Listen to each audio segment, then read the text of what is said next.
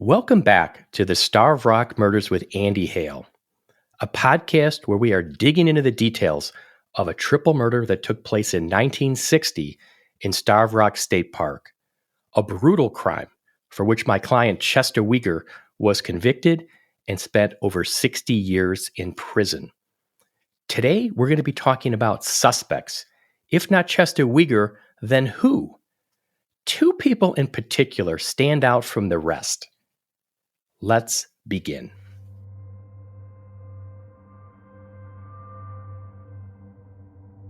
Handwritten police notes dating to the weeks and months following the triple homicide at Starved Rock State Park indicate that hundreds of people were questioned.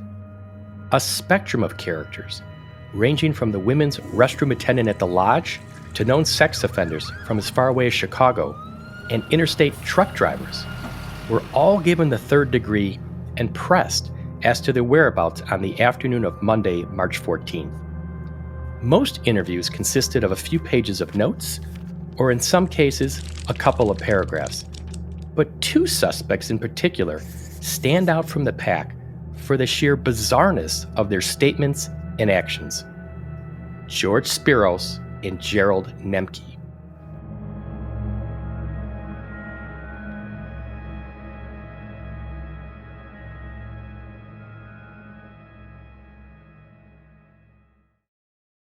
Hey, Whitney. So today on episode 4, I want to talk about some of the suspects. We are making the case that Chester Weger did not commit these murders, breaking down the crime scene, why the evidence doesn't link to him, why the confession doesn't make any sense. So then the obvious question is, well, if not Chester, then who? Well, there are some other suspects and theories. One of the persons I want to talk about is Gerald Nemke. Gerald Nemke was he 17 years old at the time in 1960? 16. Here's the thing about him that was particularly of interest. I always said, why on the world does why does somebody bash these three women's skulls in? So they're basically unrecognizable. Like who does that? Like how does that happen? Well, here's what's interesting about Gerald Nemke.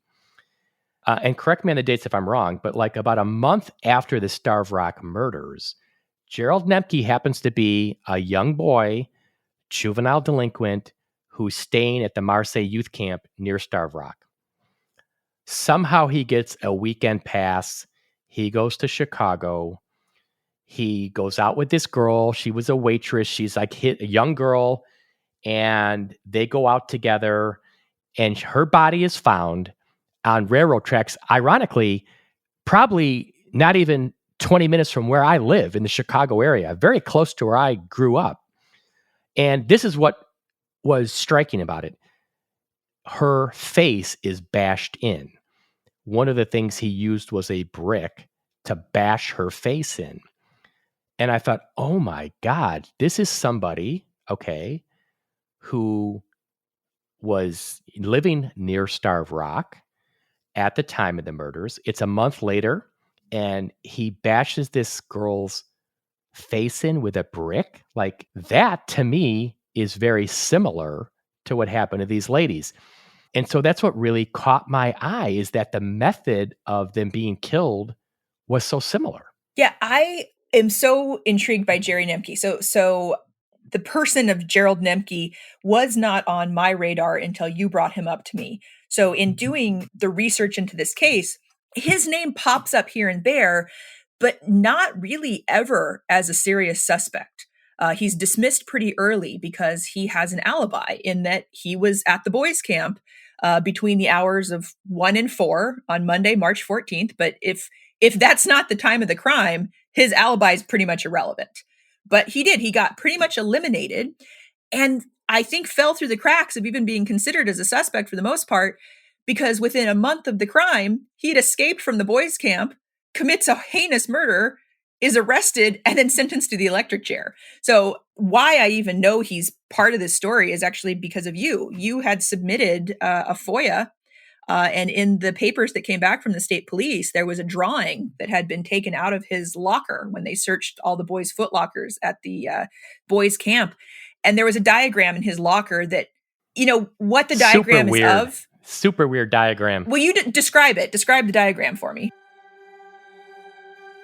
Well, it's got like 3 shapes, and I can't remember if they're like triangles or rectangles, and then there's like letters inside the shapes, and then there's arrows pointing up and going in certain directions. It's weird, but what struck me is that there's 3 of them. There's 3 of these shapes with arrows, and I know there's 3 victims. So, and the fact that the note got collected and put in a file shows you that investigators thought it was something of interest. If they'd have just found a comic book in his locker, right? They're not going to necessarily, you might not know that, but it's something like, it sounds like they traced it. If you look at that document, they traced it and it's in the file. So it's weird. I don't know what it means. And I don't see anything, what I don't see in the file, I know the file I have that Andy Hale has is not complete. I know that there were thousands of more pages, there had to have been, in this investigation, and who knows where those documents are now.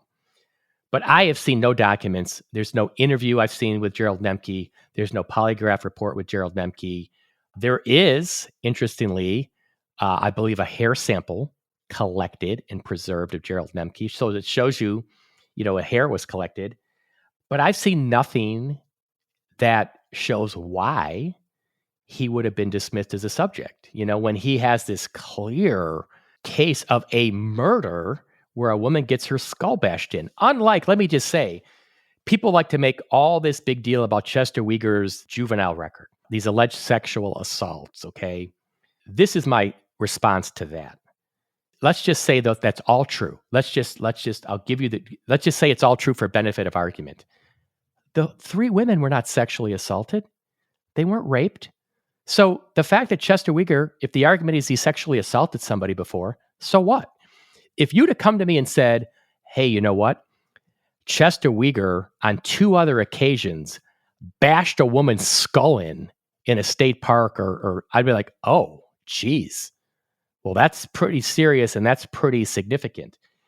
There's nothing about these alleged sexual assaults that has any relevance to this crime. But with Gerald Nemke, yeah, it's the same kind of violence inflicted upon this woman, this young girl, that is inflicted upon these 3 women.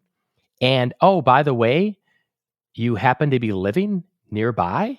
So, I mean, yeah, Gerald Nemke raises a huge eyebrow for me. I mean, for sure. Well, with Jerry Nemke, you sent me this drawing, this tracing that was in the FOIA from his footlocker, and I started to do some digging. So if you will indulge me, can I give you a little bit of his bio here? Because as I'm researching his bio, I don't know that I've ever come across someone who has sort of jumped off the page quite as much as just such a creep, such a sinister person. Go for it. So Jerry Nemke, as I said, is perhaps the most sinister character in the entire saga. So he's born in 1943 in Chicago. His father dies when he's 3 years old.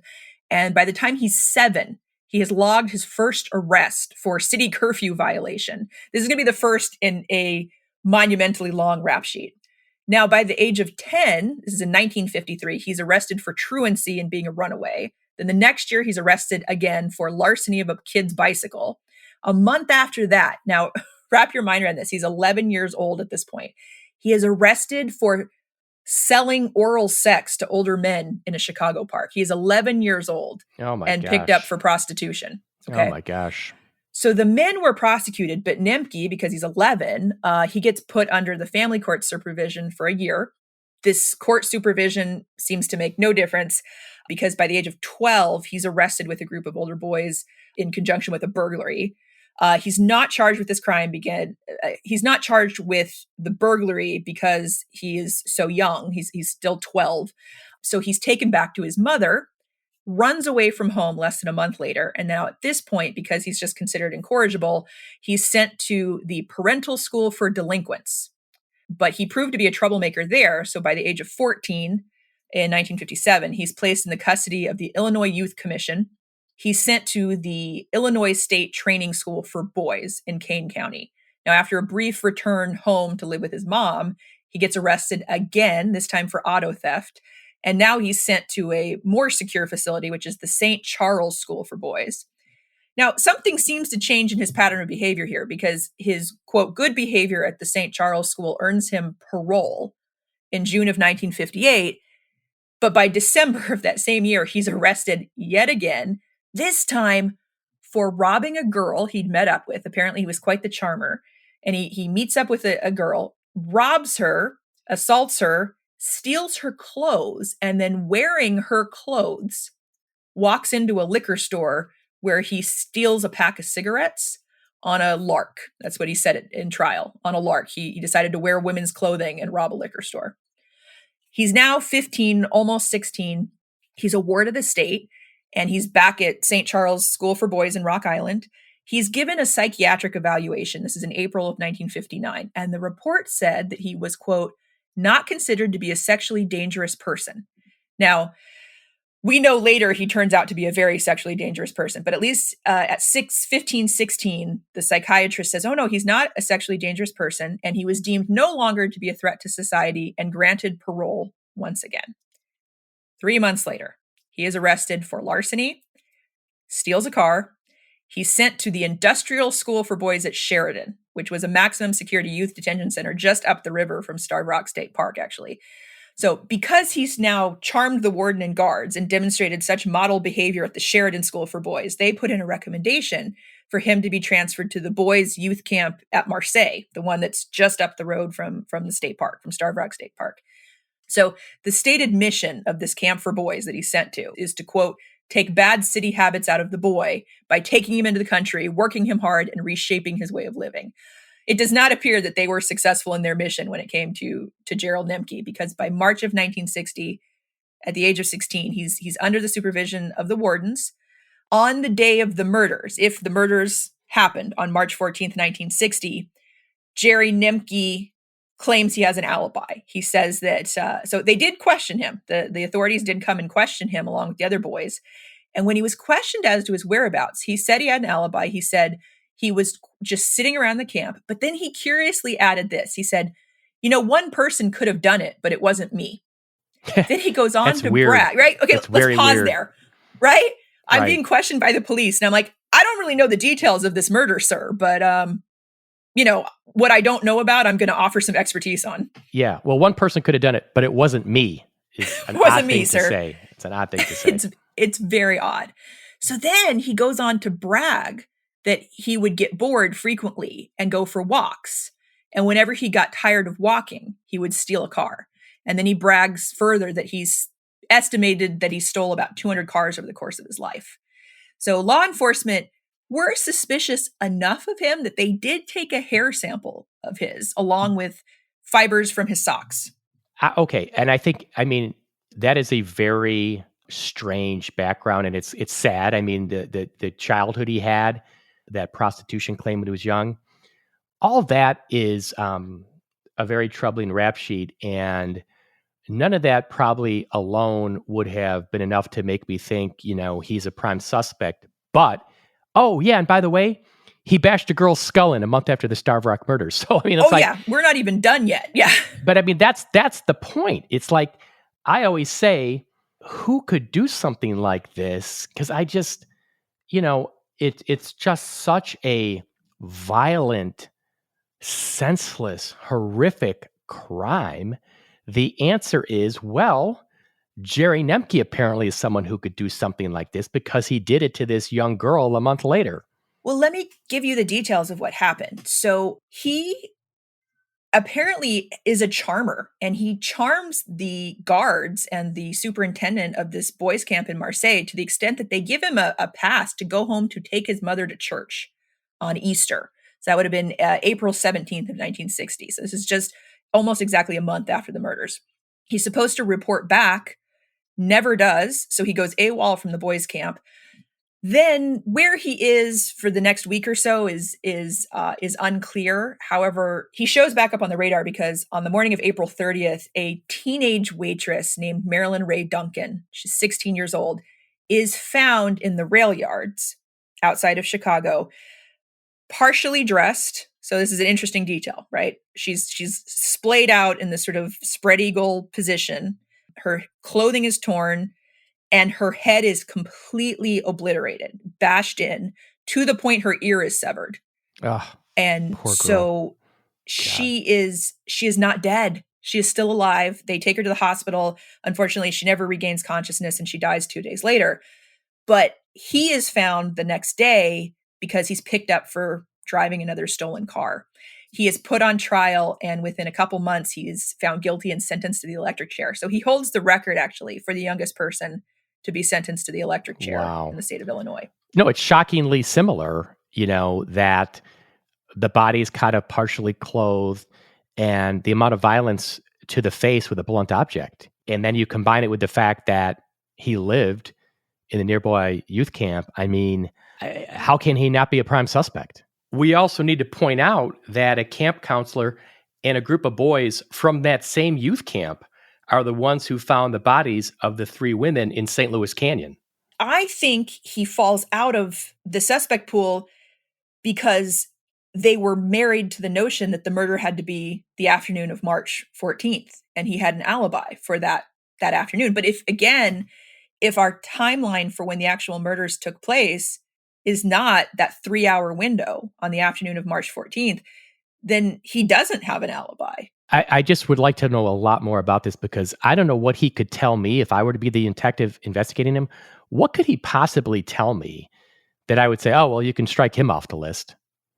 I mean, like, what could he possibly tell you that all your doubt would disappear other than some ironclad alibi, which I just find doubtful because I just can't. How can you totally prove you were where you were that day where there's all these boys there? I don't know. Well, and especially when that boys' camp had a standard practice of having the boys go out into the woods and work as sort of park rangers. So it's not like there were eyes on these boys 24/7. I mean, it was not that type of organization. I want to know why he got ruled out because I just find the nature of that poor young girl who was killed, that just gives me goosebumps and makes the hair on my arm stand up. The only thing I'll say in response to that, though, is, and I'm going to talk about this in other episodes, is kind of the difference between, is it a random attack or is it premeditated? I do think it's a little bit different when you're talking about 3. And I still go back to, we're going to take a deeper dive into this in another episode. But what I still think is significant is you have 3. It's like you don't have just one person killed. You have 3. It's so different. It's like you may have somebody who gets raped. It's one person. Have you ever heard of 3 people getting raped simultaneously? I mean, you may have one person randomly killed. 3 people together randomly killed? It's just something that's always nagged at me. But you cannot dismiss the kind of modus operandi of the nature of that killing by Jerry Nemke a month later on this poor 16-year-old girl. I mean, it's like a wow moment. Yeah. Well, Marilyn Ray Young, unfortunately, is not going to be the only woman in Jerry Nemke's vicinity that ends up dead. So his story actually goes on. He was sentenced to the electric chair. The Supreme Court of Illinois commutes that sentence. He gets a second trial. He gets sentenced to life in prison. And very strangely, a week after he's sentenced to life, the foreman of the jury in his case has his house burned down. It's attributed to arson. His wife and young daughter are killed in it. And when he's questioned by the police as to who would have a motive to burn your house down and do this to you, he said, well, the only enemy I have that I can think of is Jerry Nemke. I was just the foreman in his murder trial. Very weird. Right? Very weird. And there's another weird coincidence here. J. Donald Knapp, the guy that was the foreman in Jerry Nemke's murder trial, his boss was Herman Oding at the Illinois Bell Telephone Company. Oh my gosh. Herman Oding, the husband of Lillian Oding, who was one of the 3 victims. Isn't that weird? Yeah, I don't know what to make of that. It's just, that is very weird. It's just weird. I don't know what to do with it either. But then, okay, so Jerry Nemke gets sentenced to life somehow because, again, this pattern of good behavior makes him friends on the inside. He's out of prison by the time he's 35. And he gets married. So he marries this lovely hospital nutritionist named Lee Roderari. They get divorced a year later, but then they get married again. And then to try to support them, she moves down to Council Bluffs, Iowa, where she takes a job, and he's going to follow her. She's there in a motel for a few weeks trying to get their life set up. He never makes it there. She is found on the morning of June 25th, 1982, murdered in her motel room. She is in a pool of blood, multiple stab wounds to the chest. Again, Jerry Nemke claims he had an alibi. The case went cold, and her case to this day remains the most infamous unsolved mystery in Council Bluffs, Iowa. Oh my gosh. I mean, I like I said, when you have your suspect list, he has to be at the top of the list as a suspect because of the nature of this other, incredibly violent murder that he committed. There's just no way around it. And we have one of his hairs. Potentially, we could test that hair with hairs found at the crime scene. Now, again, I go back to, like we said last episode, there's 2 types of hair found on the victims. So, that is inconsistent with a single killer theory. But who knows? I always say in these cases, there's more to the story. You don't know exactly how it happened. You don't know how exactly it played out. But Gerald Nemke, and when I looked him up, when I found him, and I tracked him down somewhere in Florida he was living when he died. And it wasn't that long ago. It was like within the last few years, I think. Yeah. He died in 2019. And it's interesting. His last Facebook post is creepy. His last Facebook post? So one of his last Facebook posts, I looked him up. This is on March 3rd of 2017. He wrote, "Would love to know who has pictures of me. I thought I was doing a good job of sneaking through this world quietly." That is really creepy. I would have loved to have knocked on his door and talked to him. God, I was just a little bit too late.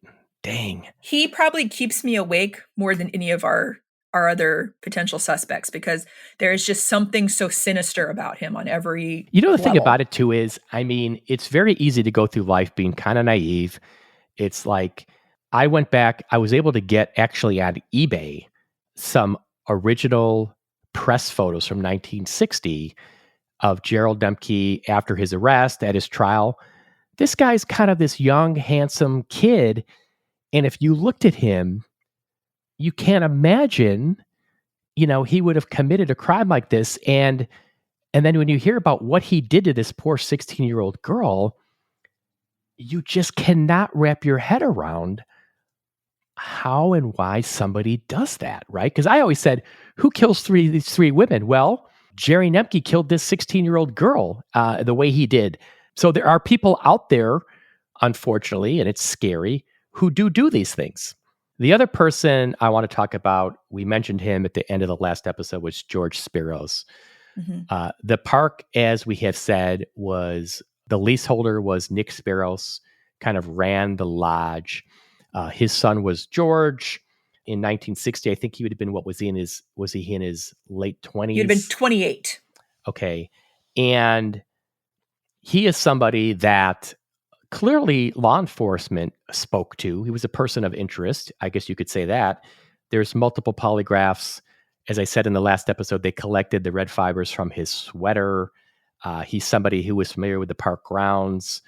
Tell me why you think he should be considered a suspect, and what is it about him that kind of makes you think, that he is on the suspect list? Yeah, George Spiros is sort of in a way the antithesis of Jerry Nemke because, you've got Jerry Nemke as this suave, calculating, sinister creature.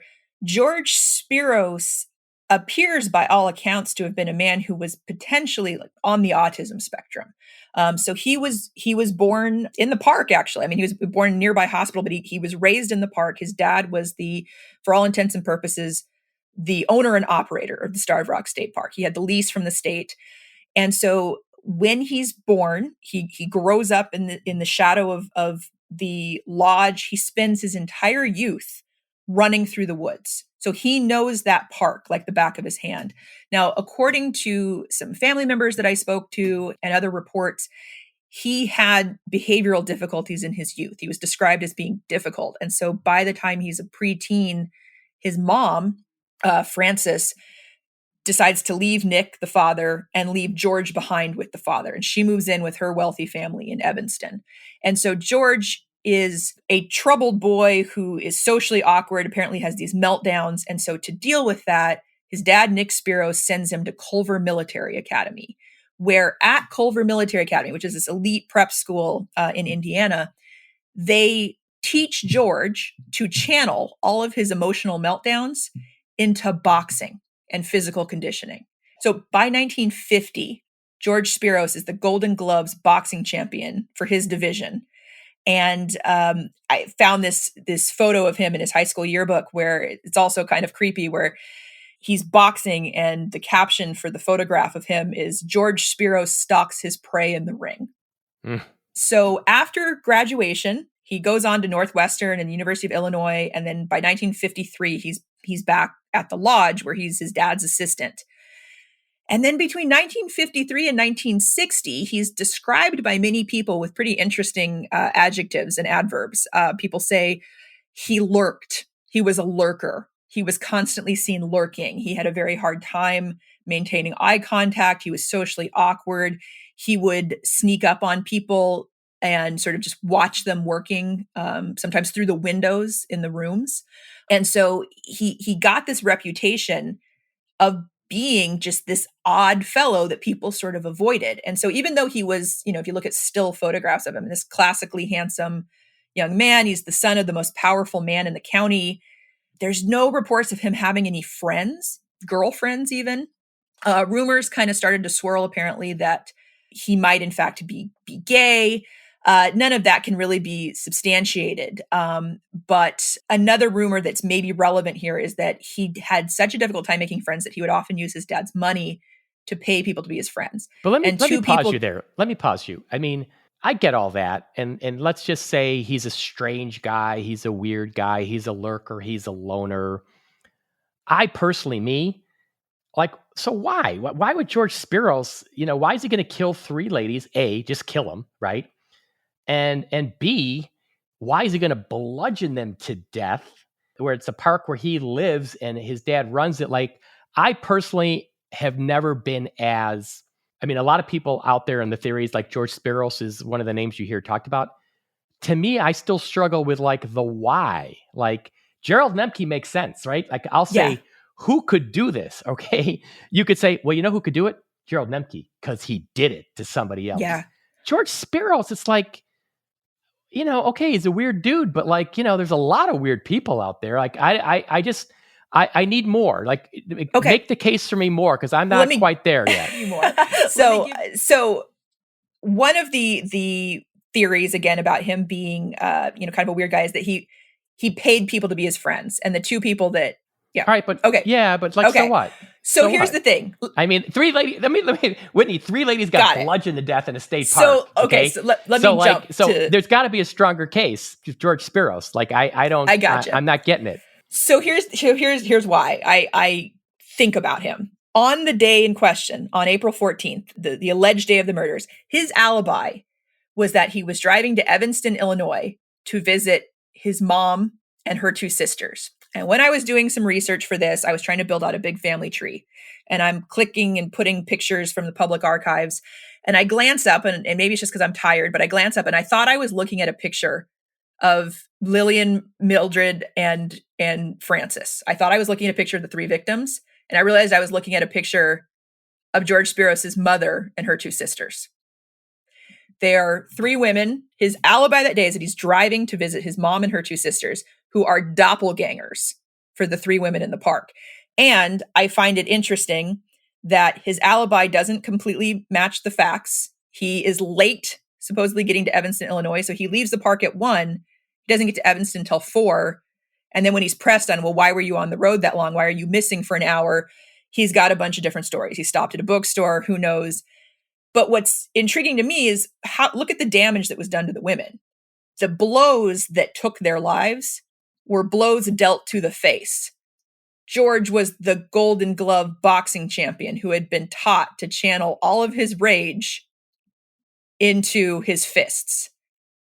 And he knew those woods like the back of his hand, and he was physically strong. Yeah, I always keep it real. I always give you my honest opinion. I'm not persuaded. There's nothing I know of in his background that shows he had a propensity for violence. The women, if you look, there's The camera was used as a murder weapon. The binoculars were used as a murder weapon. A tree branch were used as a murder weapon. Not fists. I mean, like, if he just punched them all to death, you wouldn't have had those objects that had blood and hair on them. Like, I get it. Like, I get the whole weird background, and I've heard the stories of people that knew him and met him and the weirdness. But I'm just, and I'm just giving you my personal opinion. It just never made as much sense to me about why George Spiros is walking through the woods and comes upon these three women, and A, has to kill them, B, has to beat them to a pulp. Like, I don't know. I'm just, this is the good part about a podcast. I mean, we don't have to agree on everything. And I just never personally, because I've had a lot of people come to me and be like, George Spiros. Mm-hmm. And I'm just being honest with you, Let me tell you my thought on George Spiros. I think it's very easy for people to point a finger at him because he was a strange guy. And it's easy for us to go, oh, he lurks, he's awkward. Okay, he did it. I actually don't, in my heart, think that it was him. But I think that the police were drawn to thinking that it was him for obvious reasons, like the physical strength, the familiarity with the woods, the awkward behavior. And I think because he was the son of the most powerful man in the county, I think the police felt that he could not be pursued as a suspect and they needed to pursue someone. So when George comes in and tells them, I don't know why I think it is this, but I'm pretty sure it's Chester and Stanley. I think that's why it gets redirected to Stanley. So I think there's a world where Gerald Nemke did this, falls through the cracks. They assume it's George Spiros, but can't put it on George Spiros because of his connections, his father. And so Chester becomes the scapegoat. That's what my gut tells me. I could be proven wrong. I am open to any possibility. Well, I'll say two things. So I want to qualify one thing I said. Just because somebody doesn't have a known background doesn't mean, A, that they haven't done something bad and violent. You don't know. I mean, for all I know, George Spiros had something in his past of a violence nature. I don't know. And even if you don't, maybe there's a first for everything. So that's not necessarily, I guess, a super persuasive reason for saying it's not George Spiros. But I will say this. This is the most intriguing part. I actually think because he's the son of Nick Spiros, I actually think that's going to work to his benefit. And I would think that local law authorities probably would be like not putting him super high in the list right away. But why do they collect the sweaters? Why do they take the fibers? I haven't seen, I mean, that to me is really intriguing. Like, I feel like maybe there's something else about George Spiros that we don't know that was learned during the investigation, because clearly when it's not like, a lot of people got polygraphed. Everybody that worked at the lodge got polygraphed. So the fact that George Spiros gave a polygraph, so what? But you've got these memos where they're talking about his alibi. He's interviewed more than once, and they're collecting these fibers. So clearly there is something about him that makes law enforcement want to pursue him. So I just think there might be more to George Spiros than we know about. And that's why he's still on my list of suspects, because the police obviously thought he was a suspect. And, I think there's more to it. We just don't know what it was. Yeah, I think there's a lot more to it. I mean, we know that after he falls off the radar as a suspect, his dad sends him to Greece for 7 years. So George conveniently leaves before the trial. So George goes to Greece for 7 years. He comes back, leads a very uneventful life, and then ultimately commits suicide. Well, I want to talk about that because I don't think we can talk about George Spiros with at least discussing the circumstances of his death. And so here's kind of the strange part of that. I think it's in 2004, am I right, where Donna Kelly was Chester Weger's court-appointed lawyer. I'm sorry, 2005. 2005. She files a brief with the court that lays out arguments on why Chester Weger is innocent and basically points the finger at George Spiros as being somebody who may be involved. And I think within months of that filing, I believe, is when he commits suicide.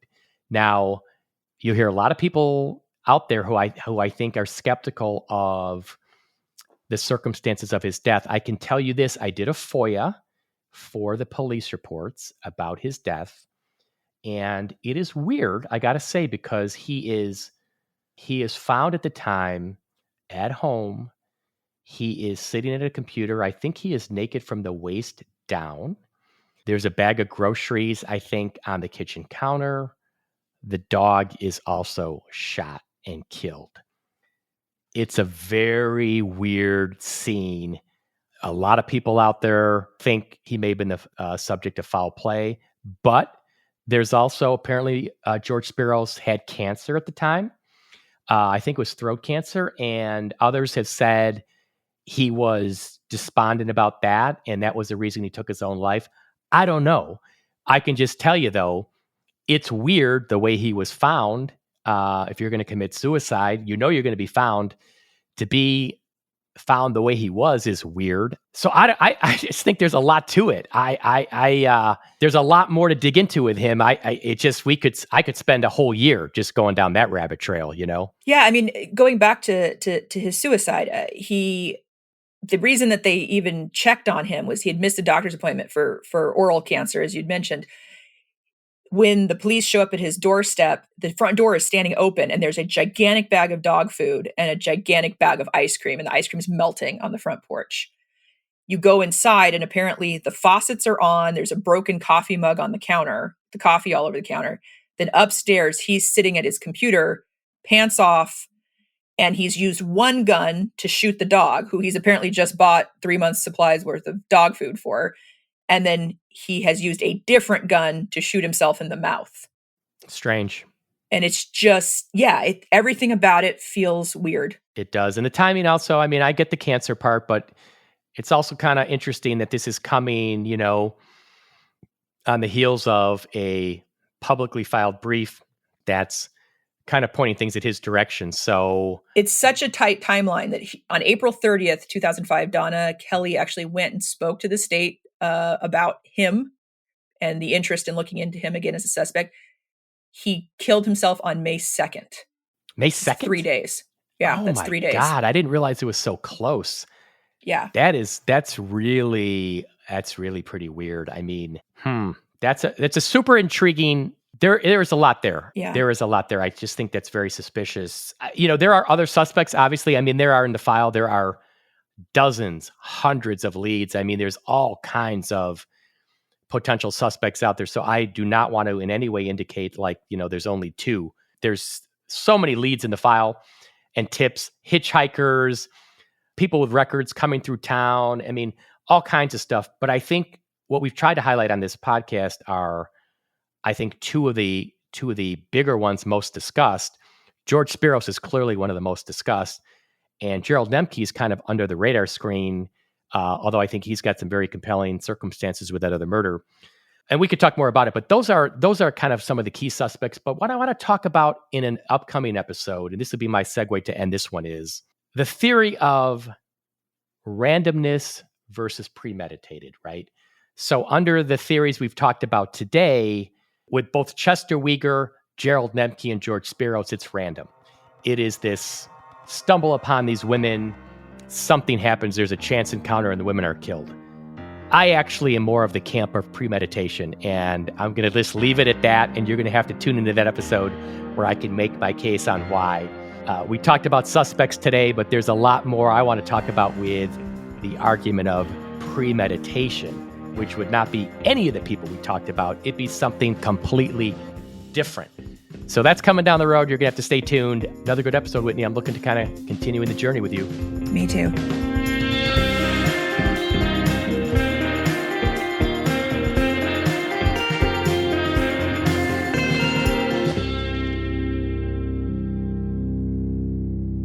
Thank you for tuning into this episode of the Starved Rock Murders with Andy Hale. I enjoyed talking about some of the other suspects, George Spiros and Gerald Nemke, but I've got some other thoughts in terms of how I think this happened. We haven't talked about that yet. That's coming up in a future episode. We'll be back next week with a new episode. And if you want more information about today's episode, visit our website, andyhalepodcast.com. We're going to be posting documents, photos, information. If you want more detail, that's where you can go. Check it out. Email us if you have a tip, if you know anything about the Starved Rock murders, if you heard anything, or if you know somebody that you think is wrongfully convicted. Reach out. We'd love to hear from you. If you enjoyed today's episode, please subscribe, rate, and review us wherever you get your podcasts.